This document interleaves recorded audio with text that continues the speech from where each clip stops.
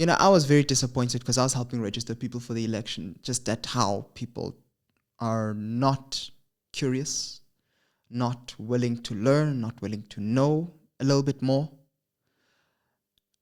In some ways, it's a despondency problem. I can't blame people for being despondent. Yeah. But in some way, the unfiltered me says, you can't not be involved or know or not care.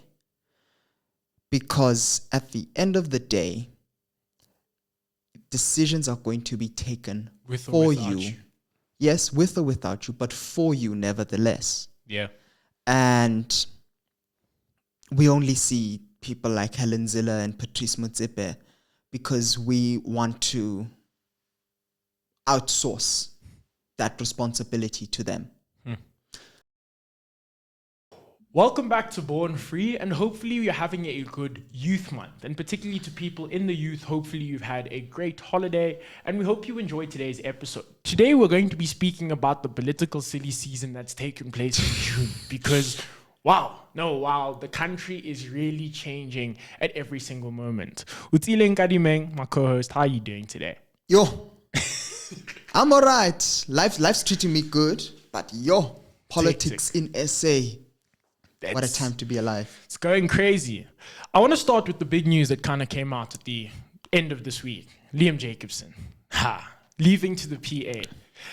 I want to start this before he left, because I think there was a massive conversation that took place around Liam Jacobson, and there continues to be a massive conversation around his engagement in Parliament, and particularly how he's utilized his platform to mobilize specific discourse, but also to show that he's an active parliamentarian. For many people, this has come off as disrespectful. It's come off as seeking to get views. It's come off as trying to use Parliament as a means of developing your own personal brand.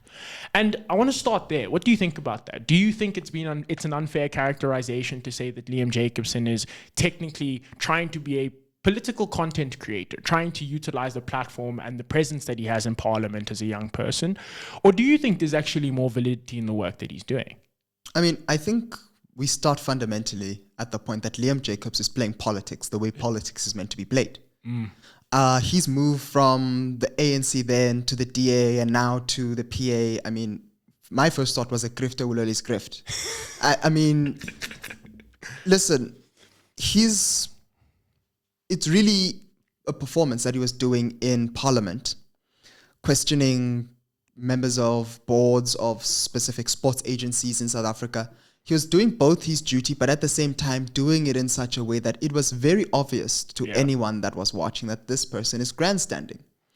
And I think that he played his cards well because he's built himself an audience on TikTok. People who knew him as just like the dilly ding, dilly dong guy now are like, oh, damn, dilly ding, dilly dong is actually in Parliament now and he's doing stuff.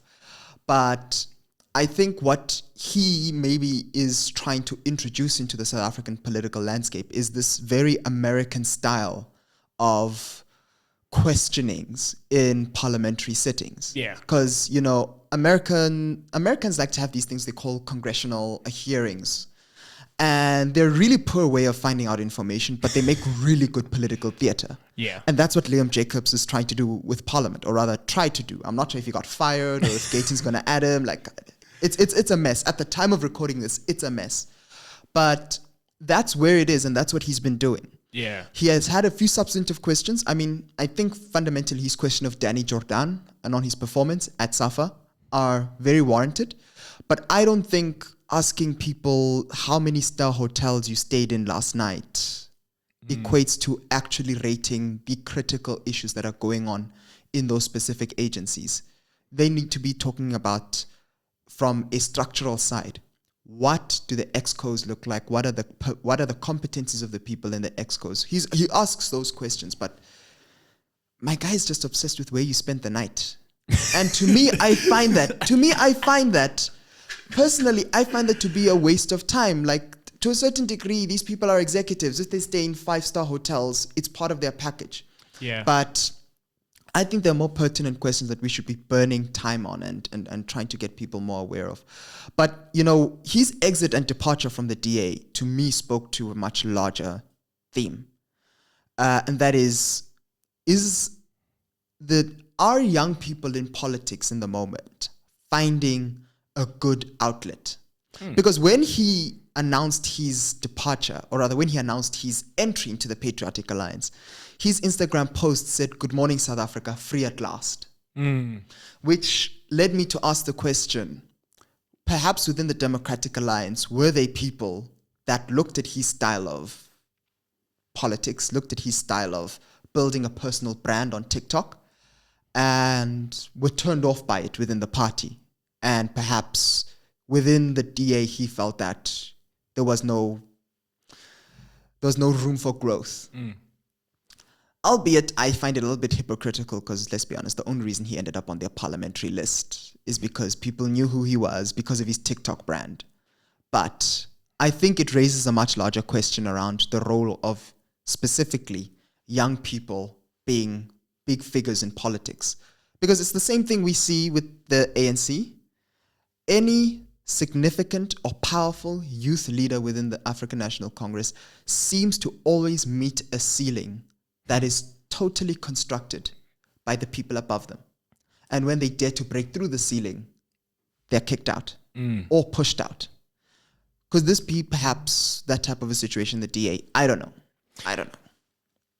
One of the interesting things that came up was the fact that he was being called a child in politics, which is very interesting, demeaning, respectful. It's like you said, I think there's something to be said about the outlet that young people have.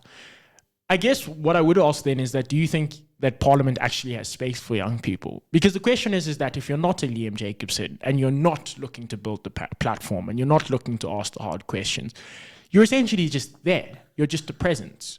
And I guess, yes, to some extent, his grandstanding has been not necessarily problematic, but it's not necessarily progressing anything. Like, over the last week or so, we've heard about a bunch of different people and where they stay. Paul Mashatile's 8 million. Gayton McKinson saying that business class is standard. It seems like at the moment within South Africa, we're actually unaware in terms of what we want to fix. And we're unaware in terms of what we actually want to ask our political individuals and the people who hold a lot of the infrastructure within the country.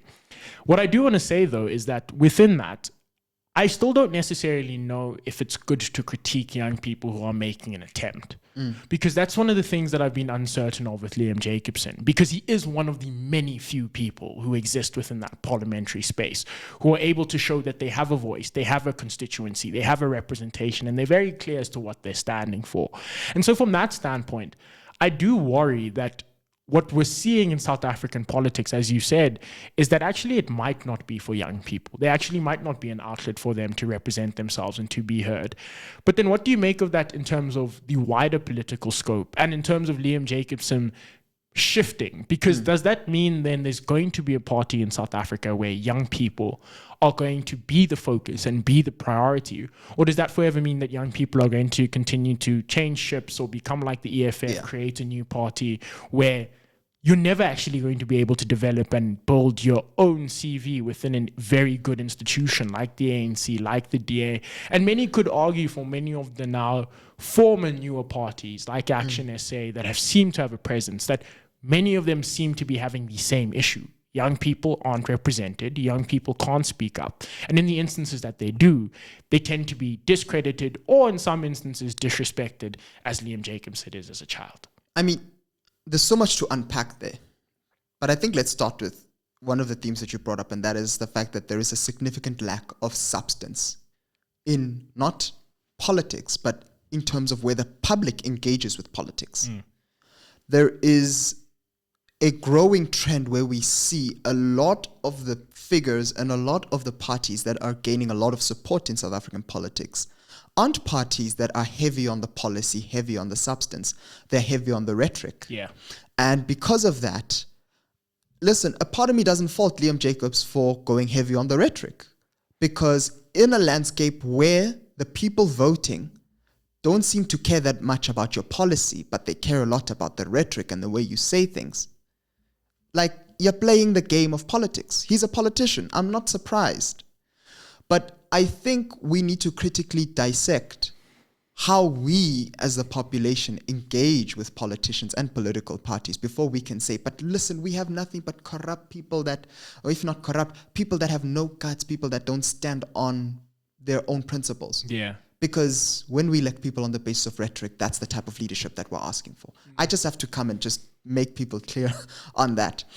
But then when we go one step further, the political space is, by the way it was constructed, not really that conducive for young people in politics. I mean, we look at South Africa post the democratic dispensation. The first government was made up of people that were past retirement age. De Klerk was past retirement age. Mandela was past retirement age. Thabo Mbeki, though he was deputy president, was in his late 50s.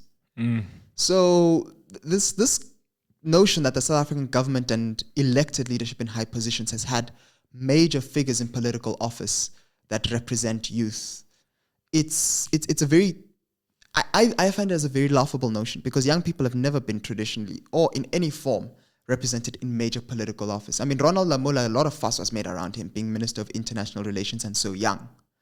But you compare how many young people we have in our cabinet versus how many Botswana has put into their cabinet. South Africa has by far one of the most pressing youth developmental challenges in Southern Africa.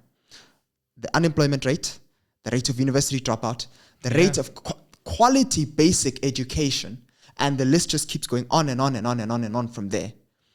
We have a problem where the majority of the issues that government should be dealing with are directed to young people. But the people that are directing the work of government are not young people. Director generals are not young people. Ministers are not young people. Parliamentarians are not young people. Less than 8% of parliamentarians are under the age of 35. Yeah. And some of them are aging out of that category as we speak. And so we have a serious problem in South Africa with the political space, because it's occupied by so many older people. Young people, by definition, we come in to change the narrative. We come in to change the dialogue. We come in to change the way things are done. I always used to make the point that change is never going to come from people that have held power and have held their positions for a very long time, because they have a lot to lose. Yes. When you're older, you're more built into the system. You have a bond, you have a pension fund, you have a job, you have so many responsibilities that are built into the world remaining how it is, that major changes scare you because of what it can do to your life. And so when young people come in with fresh ideas, new ideas that shake up the system, it is very obvious that the response will be, we need to remove them. And that has been the way the political landscape in South Africa has worked for young people. You come in, you make a noise, you want radical changes and shifts, you're dealt with. And so I think the only outlet that young people in South Africa have in the political space, I mean, it used to be the EFF, but the EFF is less focused on young, more on progressive. Yes. And with that shift, there is no party that is catering itself to young people. And it's also made a lot harder when you see the figures and young people are not also turning out. And so it's a complex thing where we're not in the space. We're talked about, and we like to say nothing about us without us, but young people are not in the space. Yeah. And the few that are there have to gear themselves towards what their older counterparts want. Because, I mean, that's how you survive. I think, I won't be that controversial. I'll stop there. I don't want to be a typical podcast, bro. I do want to push to this idea, and particularly focusing on Liam Jacobson as the core young person. I mean, there was Dan Camphor, who I thought was going to be a pretty big political influencer when he moved to MK and he left the EFF, and that was kind of a big moment. Liam Jacobson's change for me highlights a very core concern for youth politics in South Africa, but young people in general. Because I think what is becoming a bit more apparent to me is that young people are unable to clearly set out their own path. But beyond clearly setting out their own path, young people are unclear as to what principally they do align with and what they don't. Because in the same way that we've looked at Liam Jacobson, Gayton and Mackenzie and Liam Jacobson were fighting. Like, it was reported on the 11th of June, and Gayton Mackenzie literally said, "I won't accept the rudeness of Liam Jacobson." Now, a week later, these guys are hand in hand, arm in arm, and they're the best They of were buds. drunk. On that live stream, they were drunk. I just want to point that out. Like, they were hugging each other, but they were drunk.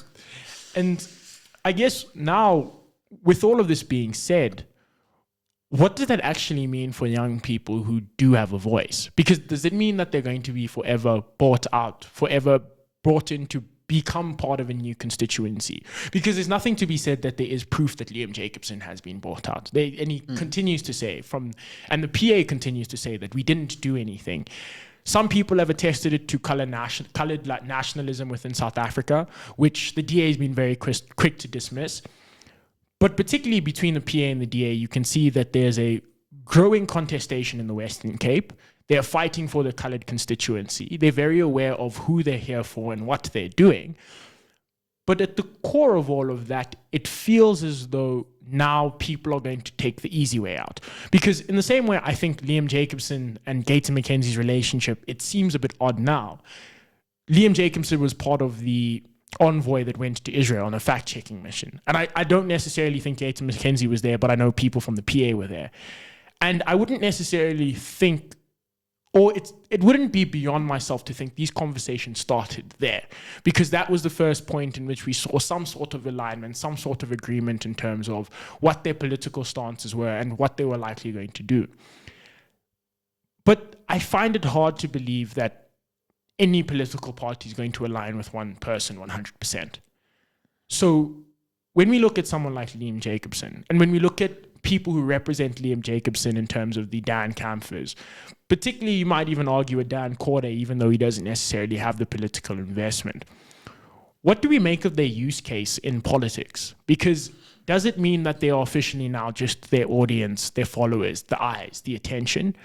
Or does it mean there's actually more? Because my fear is that we won't get accountability. We won't get them doing the good job. Because the reality is that for anyone who doesn't know this, Liam Jacobson was sitting in the Committee of Sports, Arts and Culture, which the minister is Gayton Mackenzie. Liam Jacobson's entire problem was with how the committee was being run and how money was being spent. And he was very critical of Gayton Mackenzie. This is something that's historically been known. But now all of a sudden, that all disappears. That doesn't matter. And I don't know. I think my question there is to say, with all of this happening and the ongoings, do you actually think there's a space for young people to show that they have a constituency and that they're principled in terms of what they represent? Or do you really think it's going to become about who can get closest to the top, who can actually guarantee power for young people? I think you see two different ways young people in the space could try to have significant influence. So on one end, you have the route that I think Liam Jacobs is taking, and that is climbing the political ladder as it's already been built. Yes. Because his defection was not on the basis of policy. It was on the basis of what he quoted, freedom. So it feels, for him, he feels that he has much more of a maneuvering space in the PA.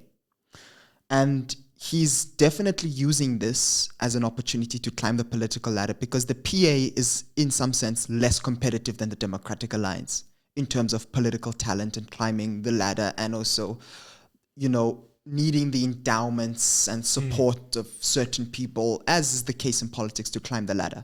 The PA is very straightforward. Gayton Mackenzie says it all the time. He is the dictator. He leads the party. And what he says goes.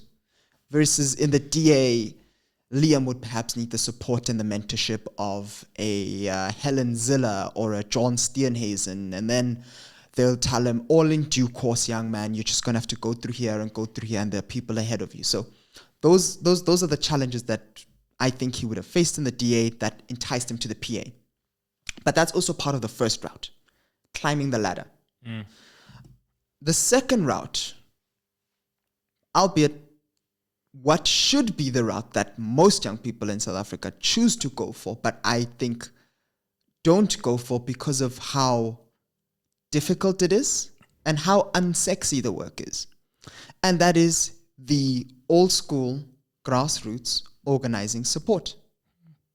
Julius Malema was a force to be reckoned with in the ANC and the Youth League of the ANC and still with the EFF because fundamentally grassroots organizing and mobilizing was the backbone of that party and of the Youth League. Floyd Shivambu was part of that strategy in the Economic Freedom Fighters. That's why MKP enticed him to go over, because they needed an organizer. We won't talk about what happened. We won't talk about what happened since, but we know why. The strategy makes sense politically. But that is hard to do. Most people can't do that type of grassroots on the ground organizing, because a lot of the people in the political foray right now are just lazy and talentless. I say that because if we had genuine political talent in South Africa, people would not have been scratching their heads asking themselves, who do I vote for and how are you exactly different from other people? Because a talented politician is able to make people feel and sense and know certain things about them just by mentioning their name. And we don't have that much in South Africa at the moment. That's where the opportunity lies. But I haven't seen a major or a significant young political figure try to do that since Julius Malema. He very much did that with the EFF during its formation. He said, we are going to be different because we're going to be radical. We're going to demand land. We're going to demand economic freedom in our lifetime. And we're going to do it all under the ideology of, I think they call it social democratic centralism. Oh no, that's the ANC. But under an ideology similar to that. And so when people said Julius Malema, people immediately knew land, people knew the economy, people knew redistribution, people knew this. He's very much the last majorly talented political figure that was young. No one has stepped up to take the crown from him. We're 10 years past his initial entry with the EFF in 2014. Who's on the landscape? Who can do it? I mean, that's the thing. Liam Jacobs went for the safe route of climbing the political ladder as it is because I don't think he feels he can do the grassroots mobilizing work, which is how you build a political constituency, which is how you build a party that lasts. You know, I characterize a lot of the parties that are in the political foray today. I'm not going to name them, but we know the parties that I'm talking about when I say here today, gone tomorrow. Yes. They're here today, gone tomorrow parties because they only want to do their political activism in the green, leafy suburbs. No one wants to go to the deepest, darkest village in whatever part of the country and make the people there know the party, know its leader, know what it stands for. That's very much where the ANC bests a lot of parties. The ANC still has an infrastructure. The MKP is trying to build it, by the way. Yes. That is why the MKP is being a force to be reckoned with in all of these by-elections. The MKP has stolen that strategy from the ANC of saying, we're not going to be like these parties that only want to campaign when it's election season in the leafy suburbs and where the cameras are. We're very much going to go where people aren't going to see us. We're going to go in areas where, areas where there's no government service. We're going to go there, and that's where we're going to organize, and that's where we're going to build our base and our constituency. And that's how you win elections. Old school, grassroots, on the ground, suck the dust politics. But in my opinion, there doesn't seem to be an appetite for that type of politics anymore. But that's still how elections are won. It's a funny thing that we have in South Africa where the political landscape seems to be developing faster than where the people actually are.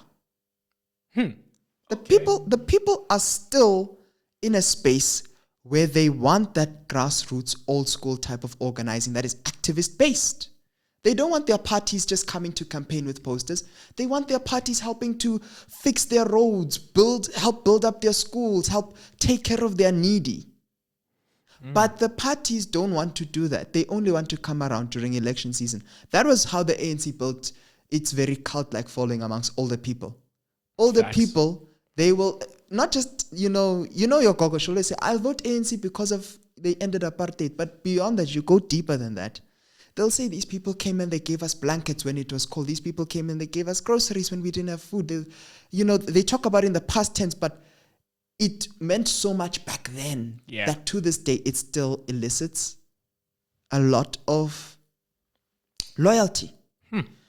And I don't see Busa doing that. Yes. I don't see Action doing that. I don't see the PA doing that. I see Gayton do it in a few situations, but I don't see them doing it at the scale. I don't see anyone doing that anymore. And it's because it's unsexy, and it's because it takes time, and it's because it's a long-term investment. And everyone is trying to win in 2029. No one is looking at maybe there's a shot in 2034, 2039. Play the long game.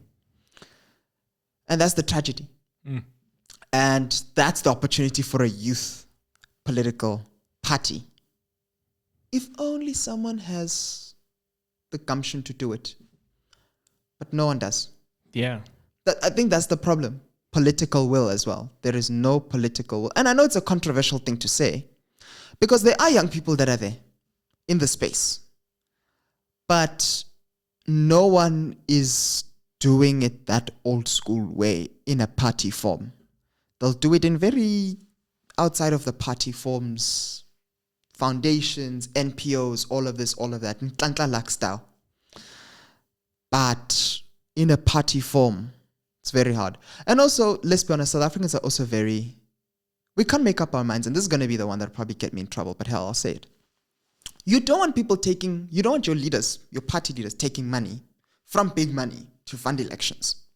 But you also won't give them money to contest.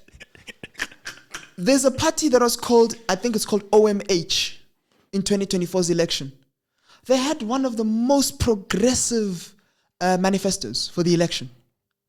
Nobody knew their name because they refused to take money from big money, and they wanted to do it grassroots style. No one gave them money. Nobody knew their name. But I bet you everyone knew Rise Mzansi's name, and Rise Mzansi took money from Rebecca Oppenheimer. Yeah. So that's also the paradox that our people have. You have a problem, you South Africans, where you want parties that represent all of these values. You want to know their name. You want to know their leader. You want to go attend their rallies.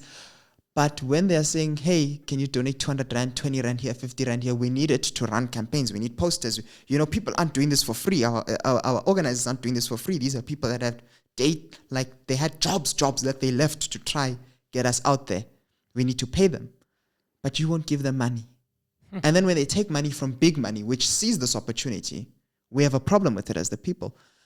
It speaks to the corrupting influence of money in politics. Money shouldn't play that type of a role in politics. But it also speaks to in my mind, the reality that people don't really realize the situation that they're living in. Yeah. Like, I don't like it, but it's the situation I'm living in. And so I need to respond to the situation. And that's how you respond. You contribute. You put money out there. It's how Bernie Sanders got support in the US. He took small money donors. The difference is in America, people donate. Yes. And they donate en masse. But here, it's also, I'll be honest, the economy is not that great. But still, it's not an excuse. Because the politics will happen anyway. We had Vuyiswa Ramakgopa here the other day. She said, you can influence. Anyone can influence. But power is making the decisions. Power is being in the room. And power in this case is giving that 20 Rand, giving that 200 Rand to that party, to that guy who's running for office, so that he doesn't have to go and knock on the door of big capital and be like, hey, give me 200K. What do you want? What's your policy on ICT? You want Starlink, no BEE? Because that's how it happens. Yeah.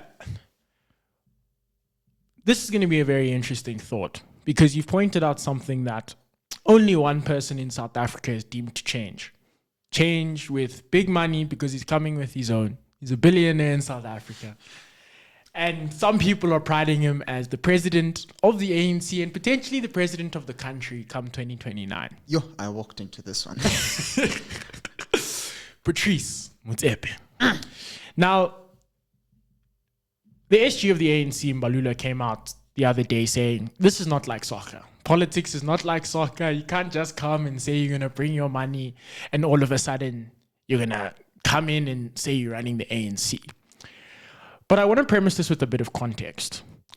everyone who is a political, I don't even know what, everyone who's involved in politics, if you're a political heavyweight, 2018 needs to be a change in the ANC and its approach in terms of how it nominated leaders. Because Nkosazana Dlamini Zuma was meant to be the party leader. There's no lie about that. If you ask anyone who was at that conference, NKZ was there. She had it. And then came this little guy, also a billionaire, called Cupcake, Cyril Ramaphosa. He became the president, and that for me was two things. Firstly, one, it showed me that capital can win within the ANC. The CR7 thing became very big and very controversial within the ANC in terms of where Cyril was getting his money. Some people claimed it was white monopoly capital. Hey, that's for you to conclude.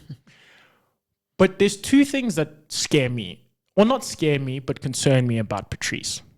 Firstly, one, I think there's a large part of me that feels like the Ramaphoria is coming back, where the same 2018 dream that we were told, where Cyril was a safe pair of hands and that he was going to change the country around because he was a billionaire. He had made his money in corporate. He was going to be different. But secondly, and I think this is the more interesting part, and it speaks quite significantly to that grassroots element that you've spoken of. Patrice Motsepe is probably the most involved grassroots billionaire that we know. He's very involved in hosting the Christian conference at the F&B Stadium. Last year, he hosted with the traditional leaders as a part of his foundation. He represents and embodies quite a lot of South African soccer through Sundowns and his presidency at CAF. The Motsepe Foundation does a lot of grassroots work helping communities. Yeah. And he's got his own money. Well, we don't know. The media reports might say, hey, this money is someone else's. But what we know is that he may have his eyes set on this ANC presidency. Do you actually think he'll be the champion, the person who'll change South Africa? Or do you think we're falling into the same tropes of an old face, new money? We think that they're going to be able to change the system, but they're not likely to. I mean, I think one of the biggest marks he'll have against him is that he, much like the president, is seen as one of the faces of BEE, one of the major BEE beneficiaries. I think you wrote it in an article, black faces, white wealth. Yeah. It's that way in which a lot of the public see these two figures. I mean, in some ways, I think Patrice Motsepe offers pretty much the closest thing to what President Ramaphosa's CR17 campaign was like back in 2017. Except the difference here, and it's a very big thing that I think people who don't understand ANC history would forget. The ANC still has a very, very big support within its structures that comes from trade unions, progressive forces, SACP, even though they said they're going to contest. Within the ANC's 2017 conference, there was a fight between these types of forces trying to win. Because 2017 came after 2014. Not 2014? Was it 2012? 2012, yeah. Yeah, Mangaung 2012. Where you had Jacob Zuma seeking re-election, and he's then Deputy Kgalema Motlanthe challenging him. The reason Ramaphosa was brought in to be Jacob Zuma's deputy was that Kgalema was from the trade union movement. He was in the NUM. He's built and known in workers' politics. He's an activist, worked alongside Nelson Mandela, Masisulu, and the list goes on. And they needed someone that balanced that, because Jacob Zuma is what people within the ANC call an exile, because he had spent his time in Mozambique, Lusaka, with the ANC there, the leadership, Oliver Tambo, so on and so forth. And so that was the fight in 2012. Fast forward to 2017, the fight is not about who's an exile and who's from here, who's trade union, who's from. The fight is who's what we knew then as state capture and who do we perceive as not state capture. That was how Ramaphosa was sold to the country. This man is not state capture. You know where his money comes from. If you've ever bought a McDonald's burger, you've probably bought it from one of his franchise. Yeah. You know, he's a man of business. He started in the trade union movement. It was Mandela's chosen one. That was his pit. Versus NDZ, who was then framed as the continuation of the Zuma presidency. You know, Jacob Zuma's third term. It didn't help that she shared a surname with the man. But that's how it worked. And so a lot of people then decided no, because at the time, people often forget politics, everyone has goldfish memory. People forget how badly they wanted Jacob Zuma gone. People forget his Valentine's Day resignation, how much the country celebrated. The loss of NDZ was people from sectors that we still don't know saying, we don't want a continuation of what we're seeing with Jacob Zuma, junk status, what. Let's give Ramaphosa a turn. And then Ramaphosa enters. And so then we see what we now know as his tenure. A lot of things have gone wrong. A lot of promises have not been met. The Ramaphoria came and went with the GNU also. Yeah, it came and went with the GNU. And so I paint this understanding so that when we get to this conference, people must understand there's another context that's going to be painted here. I anticipate, as I think many people do, I'm not supporting it. I don't support it. Paul Mashatile will be a candidate on one side. Yes. And then this one, I'm anticipating it. I don't support it. Patrice Motsepe will be on the other side. And Mbalula in the middle. Mbalula in the middle. And perhaps Mbalula might be the kingmaker in this situation. You think so? He might be the one to throw his support towards a candidate that might end up getting across the line. A lot like Mabuza was for Ramaphosa. People forget. Mabuza was the one who got Ramaphosa across the line in 2017. So I think Mbalula is well positioned as the man in the center for that. But it's going to be these two. And Paul Mashatile, I mean, it's already starting, which is justified. His framing about his monies and all of the inconsistencies in how he's acquired the things he's acquired. And then it's going to come to Patrice Motsepe and be like, well, you know, he might be a beneficiary of the BEE days, but you can point to the mines where he made his money. You can point to the companies that are on the JSE. You've bought from typically one of the businesses that he's invested in at one point or another. And these are the two framings 2017 Nazarek just brought forward again. The face of corruption, the face of what is a legitimate businessman who might turn around the country. And that's the way I think it's going to play out. And I think, can I be honest? It will also have the dimension of the ANC is no longer the majority party, so who do you think can continue at GNU? And it's already been made very clear from the DA that they don't think Paul Mashatile, they have made it clear as the Democratic Alliance, they don't want it, it won't happen, they will rather eat dirt than work with Paul Mashatile. And there's also some fervor from his side that says, I don't like these guys, I don't want to work with them. And so I think then the thing will be that, no, Patrice would be the better option because the DA can work with him. Other parties will work with him. We haven't heard objections from the EFF about him. Or maybe we have, or maybe I've missed it. And so we're going to see that framing come forward yet again. And so it doesn't look good. It doesn't look good. It doesn't. But that's where we are. And I'm making this point to say that we're in this position because we have a genuinely talentless political class. Because, and I come back to this point, within the African National Congress, there should be somebody who it is very evident that this person demonstrates not just a depth of understanding for the crisis that the country feels, but also but a depth of understanding for the anger that the country feels towards the ANC. Can I say controversially to that specific point? I thought Kgosi Ramokgopa was that. before they silenced him. Sputla. Well, I don't know if they silenced him. Let me not say that. Let me not say they silenced him before I get quoted here. But if you remember the early days of the GNU, Sputla was one of the most active ministers. Yay! Every week, press conference, ESCOM this, ESCOM that. When he says Kawara, boss, I could lie back. Malume Sputla's on the job. I'm good.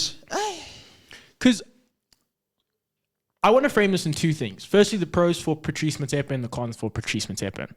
The obvious con is a political dynasty, right? Yeah. His brother-in-law, Cyril Ramaphosa, doesn't look good for the ANC. This looks like African legacy politics. Like, it really looks like this is how big capital wins over South Africa. And it'll be interesting because for the first time, it will be the first time in the ANC where capital's handed over to capital. Because the transition has been, well, I don't know how people frame Nelson Mandela, but let's call Nelson Mandela socialist light. Mbeki, pro-capital. Zuma, pro-socialism and other stuff. And Ramaphosa, pro-capital. If you look at those transitions, it's to say that the ANC's always vacillated between being a centric party and being a left party. One thing that I think Patrice fails to fulfill is the left agenda that's growing within the ANC. And it's becoming significantly louder day by day. The SACP is saying we're contesting elections alone. We can't deal with this pro-capital ANC anymore. Internally, we're hearing a lot of dissent, or we heard a lot of dissent around the GNU and it got hushed. The pros for Patrice that I must say. Firstly, one, great grassroots development and great ties to the grassroots. Secondly, which I think is an interesting one, which I think a lot of people don't speak about, Patrice has been known to fund parties outside of the ANC. He's funded the EFF. He's funded the DA, if I'm not mistaken. And in those three instances, he seems to be the one who is able to then show that he has connections to all these parties, and he could be the one to bring them together. But lastly, and it's the thing that a lot of people have been citing within the reports that I've read, is in the same way that you said it was state capture and not state capture, he's the last person connected to the ANC who isn't seen as being connected to the ANC. He's the only person who's going to be seen as a completely new face to politics. He's going to be seen as a person devoid of all the corruption and devoid of all the political factionalism that demolished the ANC. And so essentially Patrice is almost gliding in scot-free. However, and this is what I say, my problem is I think we as South Africans have been underestimating the importance of a party. And the fact that we are a party politics governance. We don't elect individuals. Yeah. And a lot of the discourse around Patrice has been about him as an individual. And yes, he's done well. He's apparently rooted out corruption in CAF. And he's done quite a significant amount of good work and seen to have done a lot of governance work. He's got the connections around the continent. But it still questions and asks me, is Patrice the one to clean up the ANC? Because much of Cyril's commitment was on the basis that I will be the one to clean up the ANC. I will be the one to rid of corruption. And if you look at anything that's happened over the last, from 2017 all the way till now, there hasn't been that. That hasn't been the case. People from state capture haven't been prosecuted. They still stay. Do we still believe that South Africans have the appetite to be able to engage someone from capital who's going to give them all of these promises, who's going to give them everything that exists as the hero, the person who saved South Africa? Because we've seen this narrative before. It's failed. Why necessarily would we buy it now and say it's going to work? And beyond the soccer stuff, because soccer is a massive thing in South Africa. We can never underestimate what that influence is. Religion in South Africa. I mean, I think 74% of the country is Christian. That's a massive thing. And he's seen as being able to almost walk into every church. But the thing that I feel like is lacking, and the thing that I think Mbalula pointed out very strongly, is that the ANC, if you look at what's been happening, KZN, no longer functional, or it's been actually echoed out, it's been hollowed out by the MK. The North has become the new dominant place. The North is dominated by Paul Mashatile. The factionalism within the ANC doesn't gear happily towards a Patrice Motsepe. And do you think it's an early celebration, of a man who hasn't indicated that he wants to. It's just that it's rumored that there's people lobbying for him to be. But also, secondly, a man who has so much to lose. Because up until this point, Patrice's image is perfect. Or perfect in comparison to the rest. Why now? Why come out? Or do you really think this is the gap that he's taking? That there is really no one on the bench for the ANC? He is probably their only choice if they want to win. Well, let me not say win. If they want to remain in government post 29. It is the state of affairs.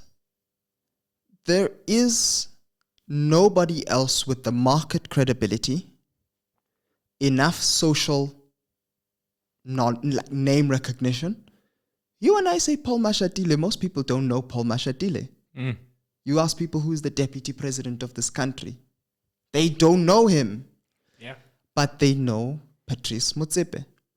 And we must not underestimate how much an individual's name can lend to a party winning, or maybe not so much winning, but still getting enough support at the polls. A lot of people that supported the ANC in this past election went to go support to give President Ramaphosa his second term.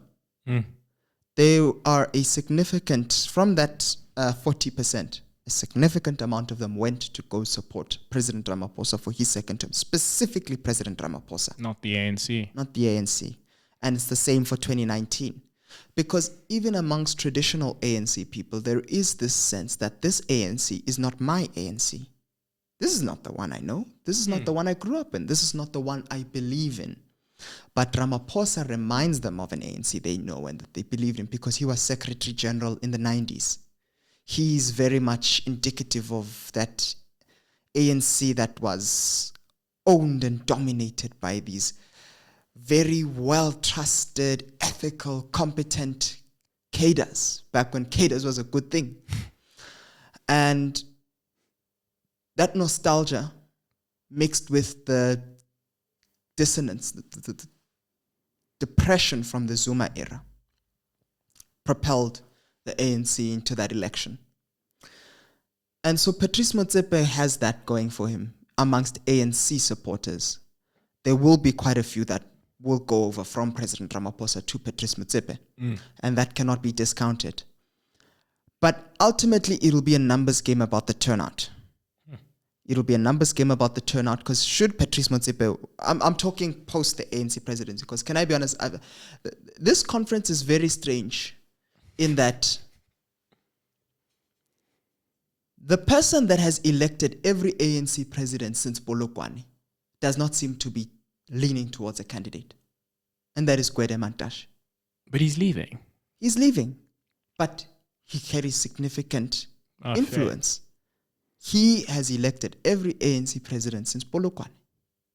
And he should be the one that should be an indicator for us to say, though Mashatile is dominating the north, if Gwede decides he's not the one, we could see him lose by like a few votes. Yeah. A few votes. And Mashatile win by a few votes. And so because of that, it's very hard to then discern, my laptop's telling me to shut up now, to discern who is likely to win. Yeah. I personally, can I be honest? If I had to bet, I'm putting my money on Motsepe. Because money bests everything almost all the time. Yeah. I mean, America just demonstrated that Elon bought the presidency for Donald Trump. Yeah. Money bests everything. And I'll put my money on not Mashatile, I put my money on Motsepe. To come out as the successful one. But I'm not looking in terms of that because I know that that's probably what's going to happen. I'm looking past that. Now I'm looking at 2029's election. How does he win? Now you're right to flag the churches because I think people underestimate. Yeah. When Bishop Lekhanyane puts his arm around Motsepe, that's a sign to the 1 million plus ZCC members. That's your man. So that's already 1 million votes. And then he can go to churches like Grace, go to churches like Rema, go to churches across denominations, synagogues. You can go to mosques. At a time where people are turning to either religion or the bottle. That's what happens during tough economic times. People turn to either religion or the bottle or conspiracy theories. It's sad, but that's the truth. Patrice has positioned himself well, and the name recognition won't hurt him. Yeah. The fact that you say Motsepe and people know, people have a positive image of him as a good and decent businessman, a family man, it's going to help him. But it will very much be a thing of him carrying the ANC and not so much the ANC carrying him. Do you think it'll lead to an improvement in votes? It will still be a GNU situation, a coalition situation. Nothing above 50%. I think people forget South Africa's system. The system that we have for our parliament and the system that we have for elections, where you elect a party and then the party goes to parliament and then from parliament, the parliament selects the president. That system was never built for majority rule. In most countries that have that system, the UK, Sweden, Finland, Denmark, coalition governments it's everywhere. coalition. Germany with the Bundestag, it's coalitions. This system is built for coalitions. Yeah. We forget that it was negotiated that way at CODESA because the then NATS, the National Party, under F.W. de Klerk, were scared of being totally disenfranchised from the system. A winner-takes-all system is what South Africans like to think that we have, similar to the Americans. Yes. A winner-takes-all. But that's not what we have. The winner is the winner, but the guy they run against is just there.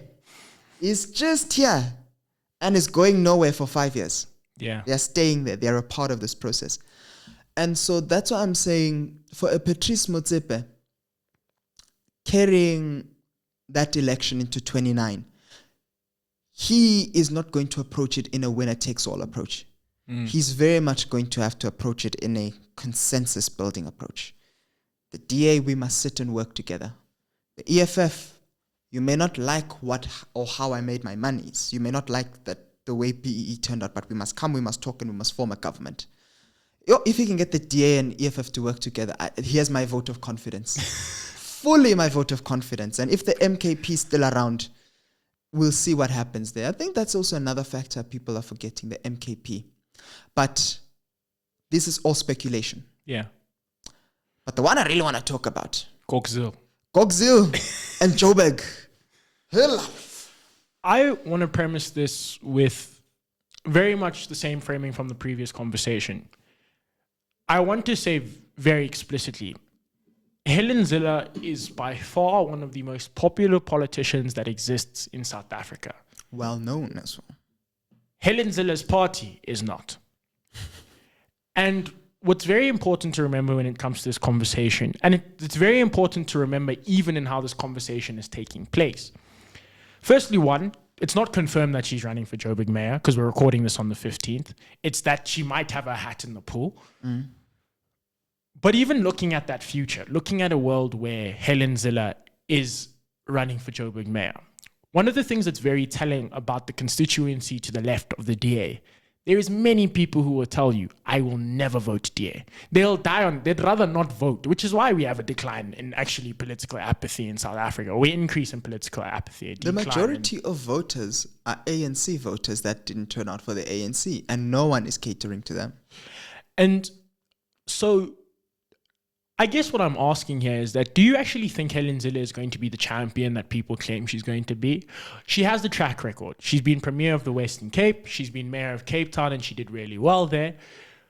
Depending on where you stay. Yeah, depending on... yes, depending on where you stay. Even Johan Rupert tells you, depending on where you stay. Hey, that moment. Joburg is not becoming an equal country. It's only deteriorating. And for the people who are on the low end of that economic spectrum, it's deteriorating rapidly. Well, some people actually argue, no, the deterioration that people are facing on the lower end is the exact same they've been dealing with all their life. It's really only people in central Joburg, the suburban areas, that are feeling the impacts. But I'm curious, do you think Helen Zille is able to change the dial that much to then outcompete the ANC and then potentially become Joburg mayor? And do you think it's a good spot for the DA? Because Helen Zille, I won't lie, she's old. She was... So we call her Gogzil. Yeah, we call her Gogzil. And politics needs young people. It's a premise of most of our politics in South Africa. And Johannesburg has a great deal of constituency of young people.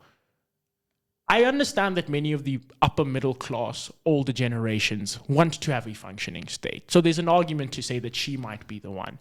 But do you think there's a capacity to actually ensure that she will be the one who turns Joburg around? And do you think you can separate the DA from Helen Zilla? You cannot separate the DA from Helen Zilla. They are one. The DA and Helen Zilla are one. People know Helen Zilla is the core of the DA. What she says goes. John Steenhuisen is very much seen as, no, you're just the face, she's the power. Mm. It's the most loosely kept secret in all of South Africa, that she is the power in the DA. So if you dislike the DA and the positions that they take, well, she's the one running the shop. Mm. He might be the face, but she's the one really running the shop. She never let go of any control. And so I think that's the first thing. The second thing, I think she will be the most prominent person running for mayor of Joburg by far. Mm.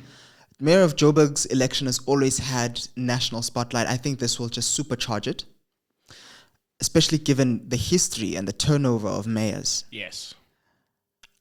She stands a pretty good chance of winning, but I think she will disappoint in the role because she is not young anymore. And the situation that Joburg is in is more than just one mayor.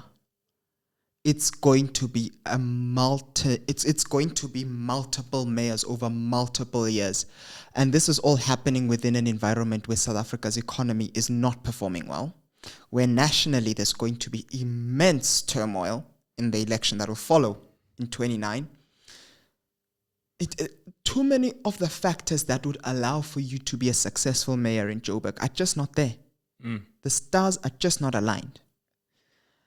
And I'm a pragmatist. If I can see a way, I'll say no. She can go and she can do well in the job. But you must remember, she became mayor of Cape Town in the mid-2000s. 2006, I think, yeah. Then Becky Boom.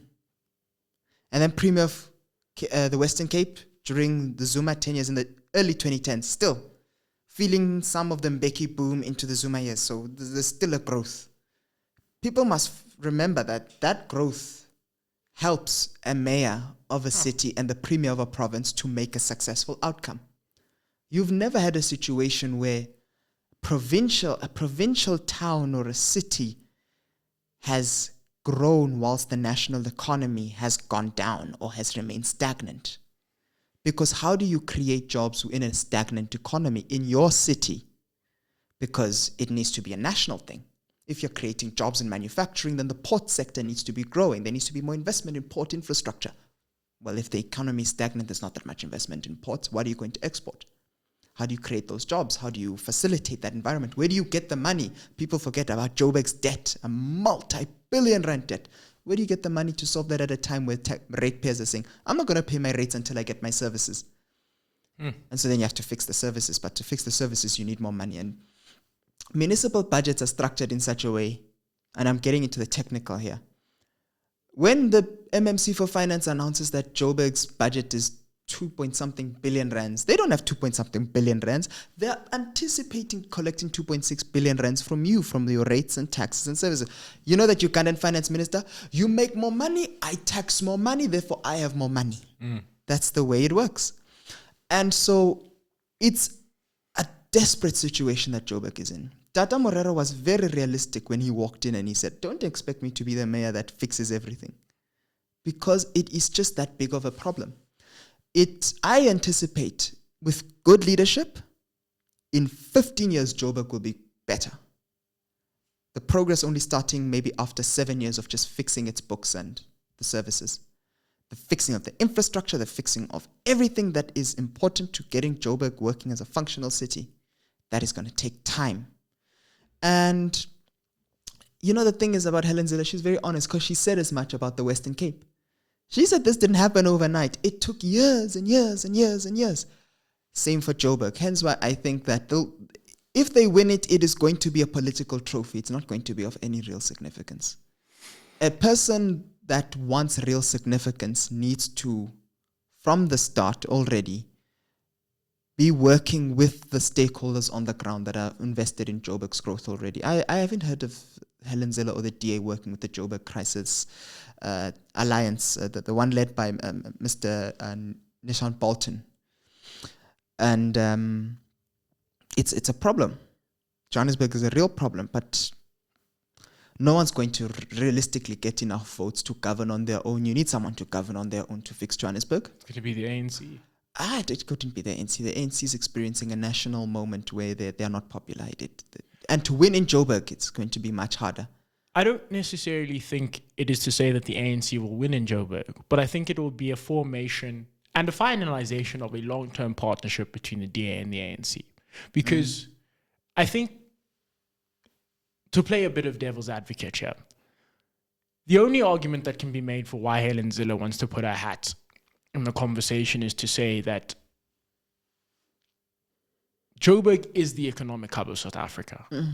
Of course, it's been on a decline, but it's to say that if you get it right, if you get it working, then everywhere else will benefit as a result. Yeah. And I mean, as much as we still speak of the Western Cape and Cape Town's becoming a bigger city, everyone forgets that the majority of business that happens in this country happens in Joburg. The JSE is here. Yeah.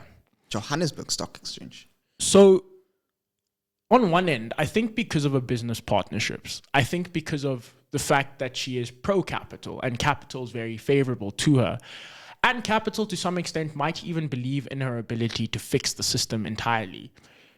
There may not necessarily be more support, but there may be more willingness to cooperate with government. And I think that's potentially where she thinks that this thing is going to work out. Because I don't necessarily think Joburg is a place that can be fixed, but I think it's a place that can be improved. Because Joburg hasn't had a stable coalition. The DA's led in Joburg before with Herman Mashaba. They've led in Tshwane, and in both of those instances, they were unable to improve the situation. So I don't necessarily buy wholeheartedly this idea that Helen Zille, same as Patrice Motsepe, I guess, and it's the people politics of South Africa at the moment. I don't necessarily think any of these people can be garnered saviors until we fully understand the extent of the problem and we fully understand the problem in and of itself, because there's many people who think it's like a change of a mayor, everything's sorted. No, you have to fix service delivery, you have to fix tenders and how those are being awarded. There's quite history. A great deal of trying to fix the system. And there's civil servants who have a great deal of loyalty to the ANC. They're not working into an environment that's necessarily going to be open arms. It's going to be extremely hostile. And I guess what I want to say in closing, and what I want to ask in closing is, do you think we have a people problem in South Africa where we've lost sight of our overall politics and it's now purely become individualistic? We do. Very much, I think it's a form of also the way our democracy manifested itself. I mean, we must not lie. The 94 election was all but just a formality. Everybody knew Nelson Mandela was going to be the president. And Mandela was what you call he was the big man of our politics. And very much because of that, every other president since, every other major leader that's tried to emerge since, tries to also fill that thing of the big man.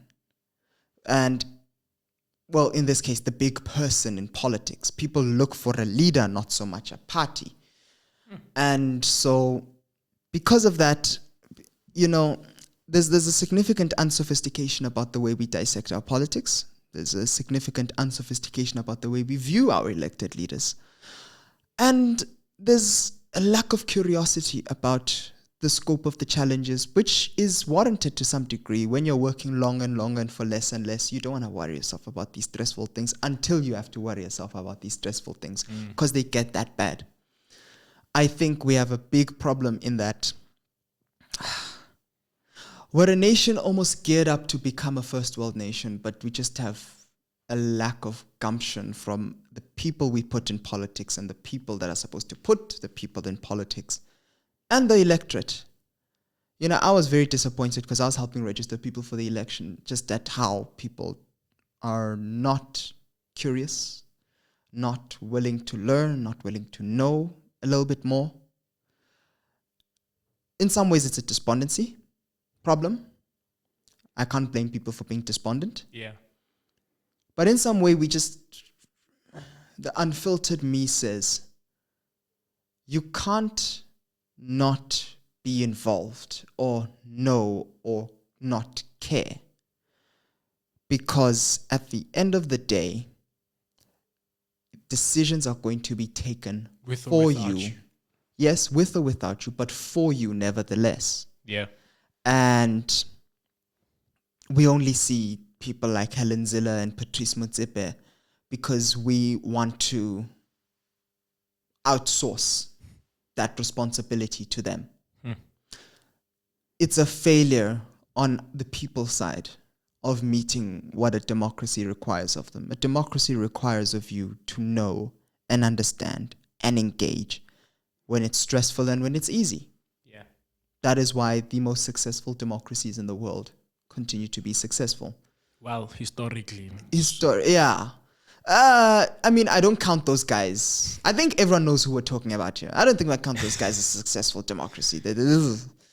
But you look in the Nordic countries. They know what's on. They know What's happening. how their fiscal policy is supposed to work. They understand how their macroeconomic policies are supposed to stimulate growth. It sounds like I'm arguing for a society governed by the educated elite, but I'm really not. I'm just arguing for people to just know more and care more. Yeah. Because that's how we got here. You stopped caring. At some point, you stopped listening to the news. You stopped reading articles from the newspaper. You stopped watching Morning Live or whatever you watched. And then you started being caught by surprise when certain things were happening. And now it's just spiraled out of control. Yeah. I'm going to leave Everyone's it to there. blame. Everyone is to blame. That's true. I'm definitely going to say I'm going to leave it there and I'm going to let you have that last word because, yeah, I think that says a lot. To everyone out there in this Youth Month, as we continue to talk, as we continue to figure out what's happening in this political world of South Africa and globally, make sure that you join the conversation, you subscribe to the channel, and you follow Misunderstood and all that Born Free content. As always, this has been Born Free. Thank you very much.